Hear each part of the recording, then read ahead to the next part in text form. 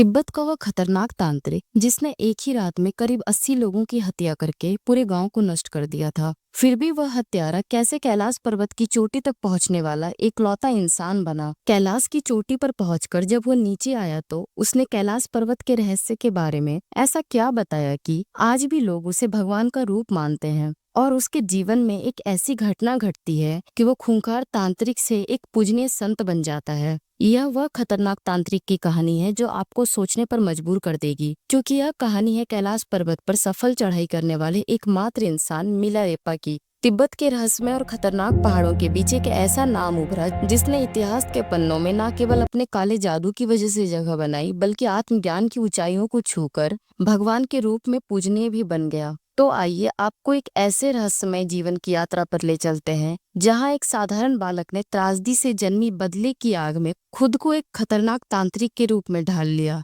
लेकिन उस कहानी का अंत उतना साधारण नहीं है जितना आप सोच रहे हैं। तिब्बत की ठंडी हवाओं में एक समय ऐसा भी था जब जीवन शांति और समृद्धि से भरा हुआ था। 11वीं शताब्दी के उत्तरार्ध में तिब्बत के दक्षिणी भाग में स्थित एक गांव में थोबगा का जन्म हुआ, जिन्हें हम मिलारेपा के नाम से जानते हैं। वह एक सुखी संपन्न परिवार में पला बढ़ा। उनके पिता एक सफल जमींदार थे जिनकी संपत्ति, भूमि और पशुधन गांव में प्रतिष्ठा का प्रतीक थे। मिलारेपा का बचपन आराम और प्रेम में बीता। अपने माता पिता के इकलौते पुत्र होने के नाते उन्हें हर खुशी और सुविधा मिली। उनके साथ उनकी छोटी बहन भी थी और परिवार का जीवन खुशहाल था। लेकिन जीवन में कोई भी स्थिति स्थिर नहीं रहती, सब कुछ बदल जाता है। और ऐसा ही हुआ मिलारेपा के साथ। जब मिलारेपा केवल 7 साल के थे तब उनके पिता का अचानक देहांत हो गया। इस मृत्यु ने परिवार को आर्थिक और भावनात्मक रूप में हिलाकर रख दिया। अपने अंतिम समय में उनके पिता ने एक वसीयत बनाई जिसमें कहा गया था कि जब तक मिलारेपा बड़े नहीं हो जाते तब तक उनके चाचा और चाची परिवार की देखभाल करेंगे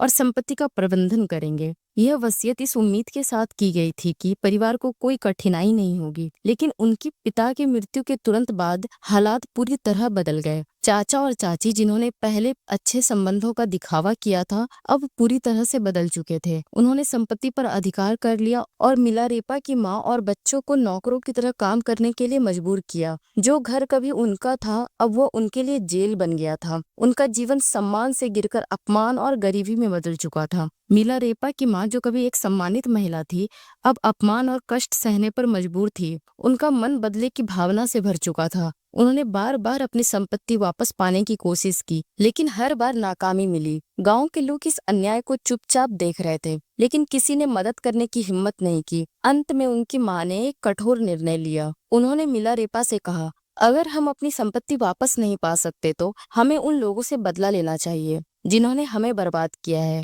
यह शब्द, यह भावना मिलारेपा के जीवन की दिशा बदलने वाली थी। बदले की भावना उनके मन में गहराई तक समा चुकी थी। अपनी माँ की आज्ञा का पालन करते हुए मिलारेपा ने तांत्रिक विद्या सीखने का निर्णय लिया। मंत्र की दुनिया में प्रवेश करने के लिए वे अपने गांव से दूर चले गए। उनका उद्देश्य केवल एक था, अपने चाचा और चाची से बदला लेना। मिलारेपा का यह सफर आसान नहीं था। वे कई तांत्रिक गुरुओं के पास गए और कई कठिन साधनाओं के बाद उन्होंने तांत्रिक विद्या में महारत हासिल की। यह सिर्फ एक तांत्रिक की कहानी नहीं है, बल्कि एक ऐसी यात्रा है जो मिलारेपा को आत्मज्ञान, पश्चाताप और मुक्ति के मार्ग पर ले जाएगी। तो हमारे साथ बने रहिए, क्योंकि अब हम मिलारेपा की असली यात्रा की शुरुआत करने जा रहे हैं। इस कहानी में आगे बढ़ने से पहले आपसे एक छोटा सा अनुरोध है। अगर आपको यह वीडियो पसंद आ रहा है तो कृपया इसे लाइक करें और हमारे चैनल को सब्सक्राइब जरूर कर लें। आपके इस छोटे से समर्थन से हमें बहुत मदद मिलती है। मिलारेपा का जीवन तिब्बत की वादियों में एक साधारण लड़के के रूप में शुरू हुआ था, लेकिन किसे पता था कि वही बालक एक दिन तंत्र विद्या की गहरी, रहस्यमय और अंधेरी दुनिया में कदम रखेगा। पिता की असमय मृत्यु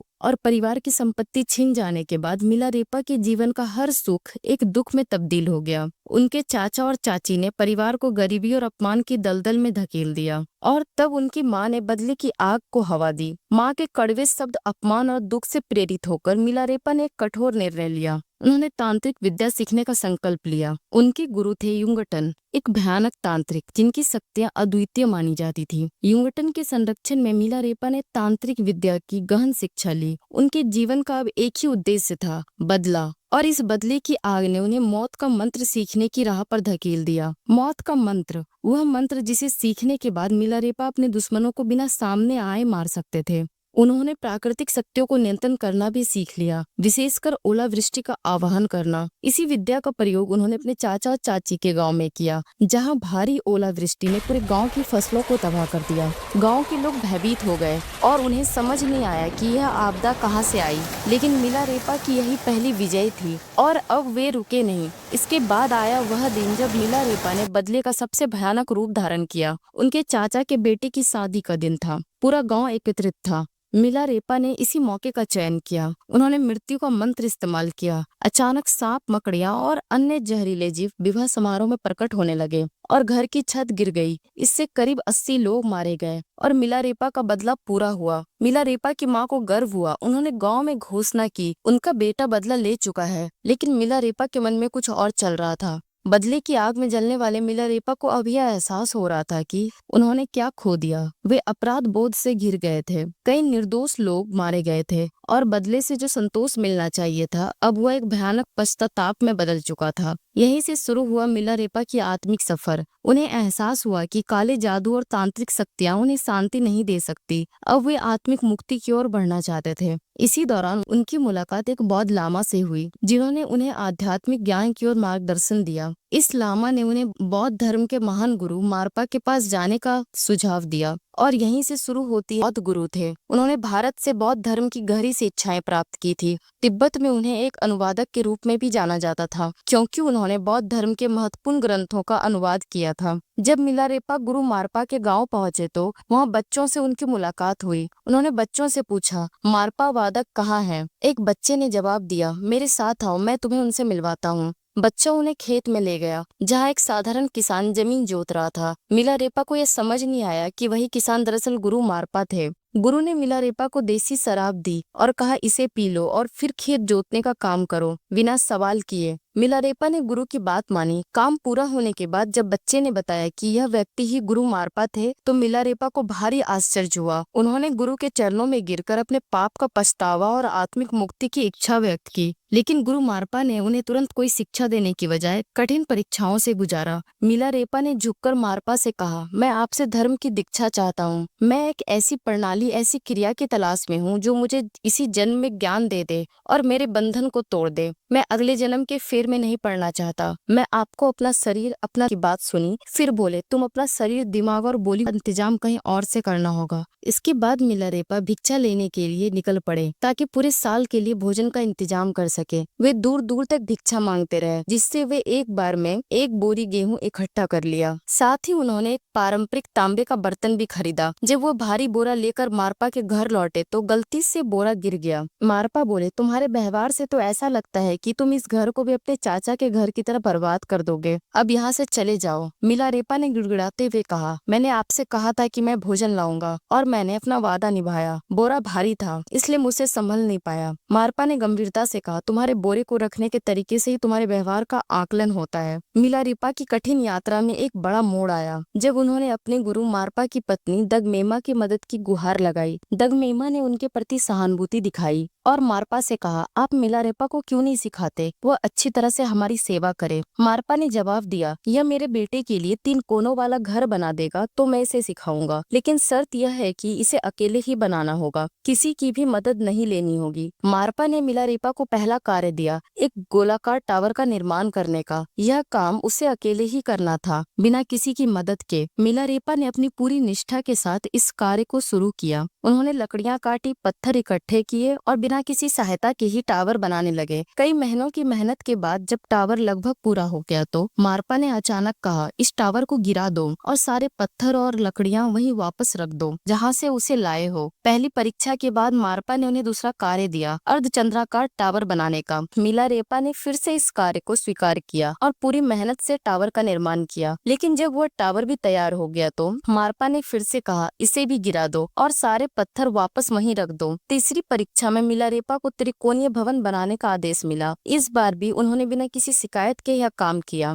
लेकिन जब भवन तैयार होने के करीब था, मारपा ने फिर से नाराजगी जताई और कहा इसे भी गिरा दो और सारे पत्थर वहीं रख दो। इन परीक्षाओं के दौरान मिलारेपा का शरीर पूरी तरह से थक गया था। उनके हाथों और पीठ पर घाव हो गए थे, लेकिन उनके धैर्य और समर्पण में कोई कमी नहीं आई। मारपा की पत्नी दगमेमा ने मिलारेपा की कड़ी मेहनत देखी, उन्हें सहानुभूति हुई। उन्होंने मारपा से कहा, अब समय आ गया है कि आप मिलारेपा को सिखाएं। वो बहुत समय से हमारी सेवा कर रहा है। मारपा ने अंततः यह स्वीकार किया कि मिलारेपा पूरी तरह से शुद्ध हो चुके हैं। उन्होंने मिलारेपा को आध्यात्मिक शिक्षा देना शुरू किया। मारपा ने उन्हें महामुद्रा ध्यान सिखाया, जो आत्मा की गहराइयों में उतरने का मार्ग प्रदान करता है। जब मिलारेपा की साधना उच्चतम स्तर पर पहुंच गई, तब मारपा ने उन्हें डाकिनी साधना करने का आदेश दिया। यह साधना साधारण नहीं थी और इसके लिए उच्च आत्मिक शक्ति और धैर्य की आवश्यकता थी। मारपा ने मिलारेपा को एक अंधेरे कमरे में बंद कर दिया और एक विशेष मंत्र दिया, जिसे उन्हें लगातार 3 दिन तक जपना था। अंततः तीसरे दिन डाकिनी प्रकट हुई और उन्होंने मिलारेपा से कहा, तुम्हारी साधना अब लगभग पूरी हो चुकी है, लेकिन तुम्हारे गुरु के पास एक अंतिम शिक्षा अभी भी बाकी है। यह सुनकर मिलारेपा ने गुरु मारपा से बात की। मारपा ने उत्तर दिया, मैंने अपने गुरु से जितनी भी शिक्षाएं प्राप्त की थी वह सब तुम्हें दे दी है, लेकिन अब तुम्हें हमारे गुरु नरोपा के पास जाना होगा। मारपा और मिलारेपा ने भारत की यात्रा की और गुरु नरोपा के पास पहुँचे। नरोपा ने मिलारेपा को अंतिम शिक्षा प्रदान की, जिसे आत्मज्ञान का अंतिम स्वर माना जाता है। नरोपा ने आशीर्वाद देते हुए कहा, तुम्हारी साधना अब पूरी हो चुकी है। इस प्रकार मिलारेपा की यात्रा उन्हें आत्मज्ञान की उच्चतम अवस्था में ले गई। अब वह केवल एक साधारण योगी नहीं, बल्कि एक महान संत और कवि के रूप में प्रकट हुए। अगले 2 चैप्टर्स में हम देखेंगे कैसे मिलारेपा ने कैलाश पर्वत पर सफल चढ़ाई की और उस पवित्र पर्वत के रहस्यों के बारे में उन्होंने क्या बताया। आखिरकार मिलारेपा की मृत्यु किस कारण से हुई? इन अनसुलझे सवालों का जवाब जानने के लिए आप हमारे साथ बने रहें। मिलारेपा का जीवन कई रहस्य और अद्भुत घटनाओं से भरा हुआ है, लेकिन इनमें से सबसे रहस्यमय और अनूठी घटना थी कैलाश पर्वत की चढ़ाई।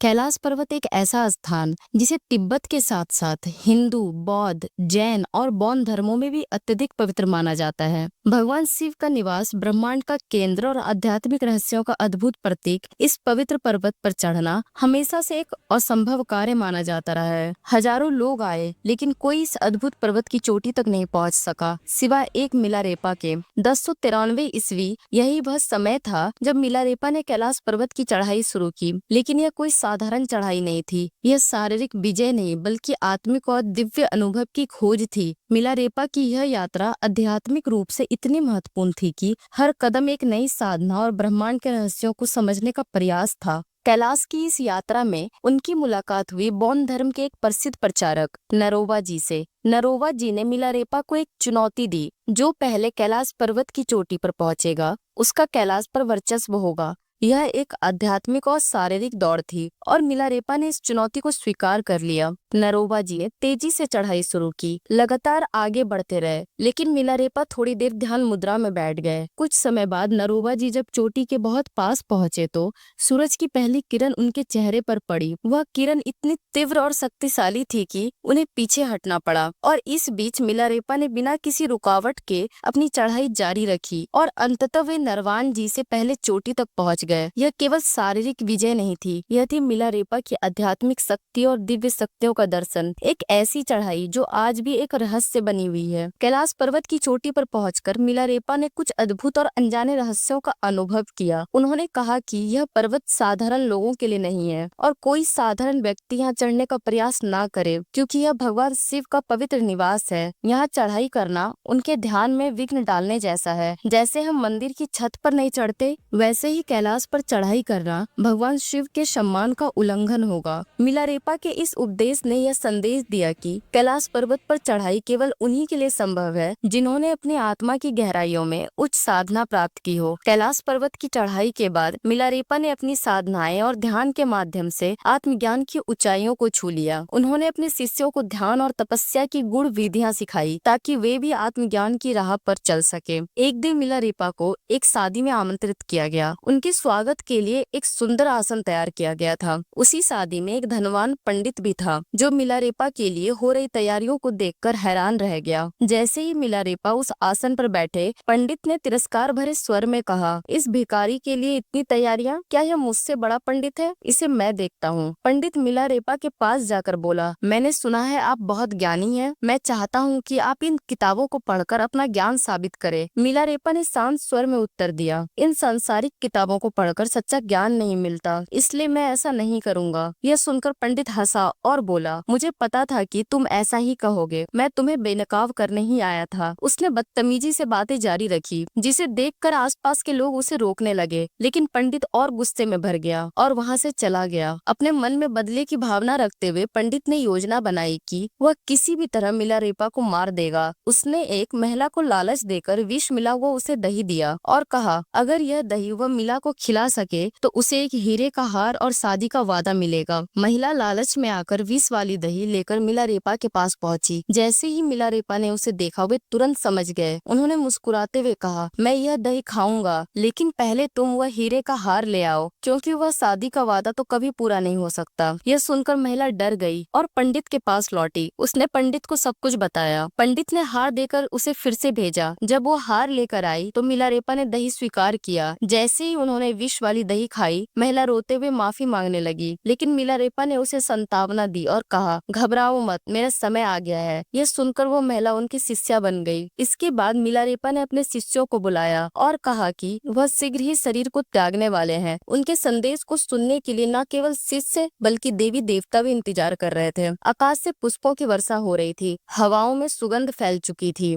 और मधुर संगीत बज रहे थे। इस शुभ घड़ी में मिलारेपा ने अपने शिष्यों से कहा, प्रिय शिष्यों, मेरा समय आ गया है। मैं धरती पर जो उद्देश्य से लेकर आया था, अब वो पूरा हुआ। अब दवाइयों की आवश्यकता नहीं, यह विष केवल एक माध्यम है। ध्यान से सुनो, जीवन में समय को व्यर्थ ना गवाओ और अपने गुरुओं के आदेश का पालन करो। इस जीवन में ही आत्मज्ञान प्राप्त करने की कोशिश करो। इसी तरह मिलारेपा ने अंततः अपना देह त्याग दिया, लेकिन उनके जाने से पहले उन्होंने हमें एक महत्वपूर्ण संदेश दिया। मैंने जीवन के हर मोड़ पर कष्टों का सामना किया, लेकिन उन कष्टों में ही मुझे मार्गदर्शन मिला। यह मत समझो कि दुनिया के भौतिक सुख तुम्हें शांति देंगे। शांति भीतर से आती है जब तुम स्वयं को जानने लगते हो, जब तुम्हारा मन शांत और स्थिर हो जाता है। जिसने आत्मज्ञान प्राप्त कर लिया, उसके लिए ना तो कोई शत्रु रहता है और ना ही कोई बंधन। यह शरीर केवल एक माध्यम है, असली यात्रा तो आत्मा की है। अगर तुम सत्य की तलाश में हो तो उस मार्ग पर चलो जहाँ कठिनाइयाँ हो, क्योंकि वही सच्चा ज्ञान छुपा हुआ है। अगर आपको यह कहानी प्रेरणादायक लगी हो तो